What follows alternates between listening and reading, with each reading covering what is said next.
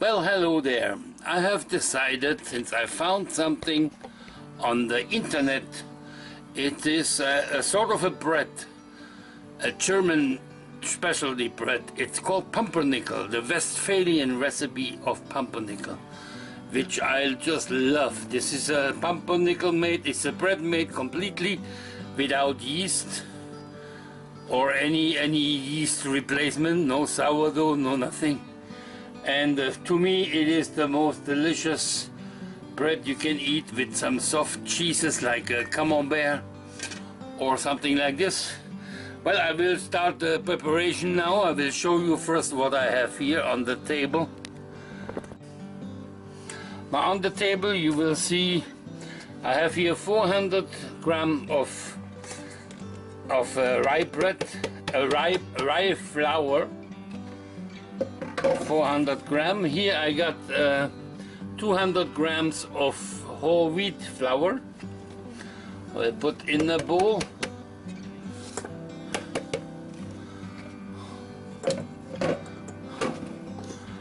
I should make this a bit more visible for you.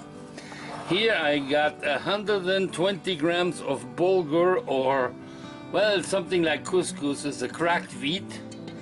I will add this to it. I got here 1.5 teaspoons of salt.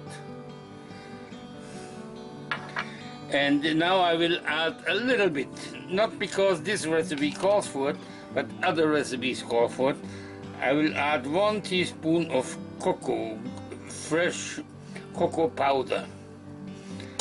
Just because I think it will add quite something to the bread. I hope it's right. This is my first time making this also. So if it doesn't work out, blame me. Now we mix the dry ingredients very carefully.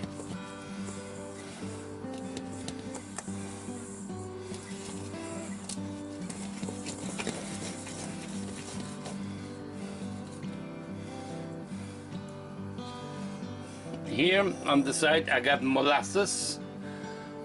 This is 1.5 tablespoons of molasses, which I will mix with 1/2 liter. This is 1/2 liter of warm water. I will mix with the molasses, and I mean mix it so well that the molasses completely incorporated in the water.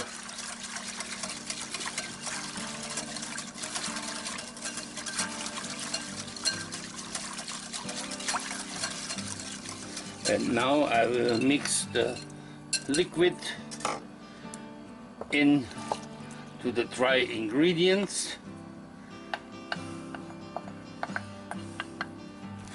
And that includes here 1.5 tablespoons of vegetable oil, which I add now to the liquid part of the mixture.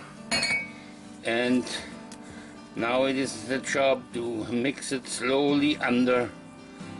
There is no yeast in this mix. So, after the mixing, you should have a mixture in that softness. It's actually quite thick, but you can move it. And now a cast iron form laid out with the baking sheet. And I will put in here now the mix of the bread.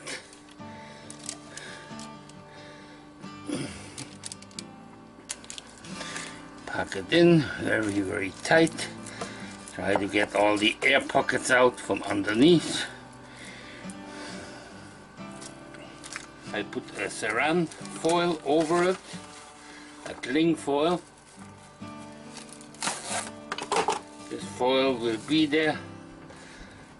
Keep the moisture in, make it really tight so the moisture cannot escape. It will stay in there. This is what I will put in the oven here. I will leave on the lights that will heat enough the oven to keep it warmer than room temperature. And this will create some chemical reaction in the mix to create the flavors we want to have in this bread. Well, till tomorrow. Well, it is now in the morning. We have now about 6 o'clock, 6:30 already. I did something. I took out the bread from yesterday, took off the plastic, added aluminum foil over it, turned the stove on to about 200 and hopefully 20, 230. Seems to be all right. Over here, yeah, something like into 200. Right now it's under 200. I have to put it a bit higher, I guess. And underneath there I put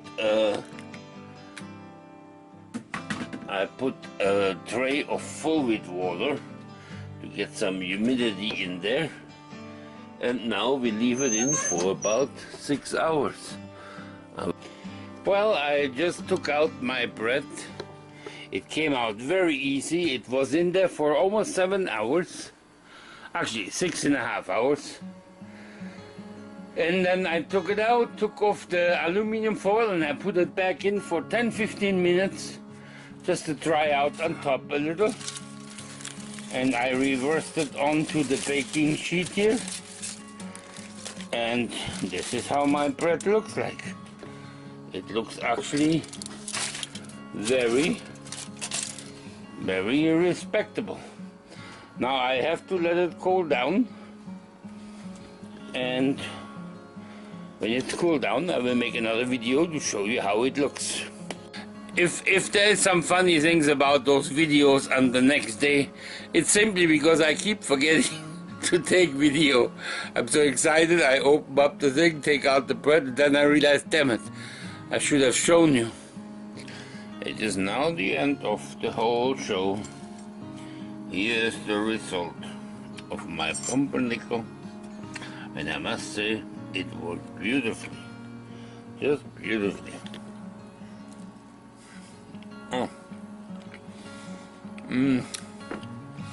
I think I will eat this with salmon salad. Oh. Well, I'm making this part the end of the video. I'm making a bit later, a few days later. I have noticed, of course, that I made, first of all, a huge loaf of pumpernickel that I could not eat in a hurry. So I was looking for a chance how to preserve it. And I came up with this brilliant idea of cutting slices of 5 or 6 slices in portion size to freeze, put in the freezer. There is one thing, it's a very sticky bread, so I followed exactly what I know when I buy pumpernickel in Germany.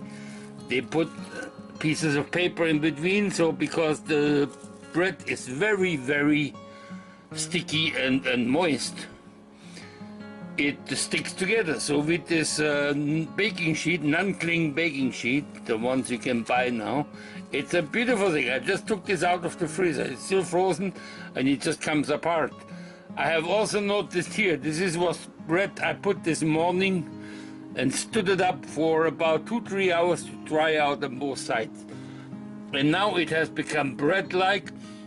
The smell exactly like the German pumpernickel when you buy it. It looks like it, it feels like it. Now it is ready to be used the way it is meant to be. That's just a little trick if you do it. I myself, I have about 6-7 portions like this in the freezer, and once a week when I feel like it, I will take some out because I'm not allowed to eat much bread. I will just take it out for a little gusto, for a little treat for myself. That's it. Thanks for watching. Have a good one.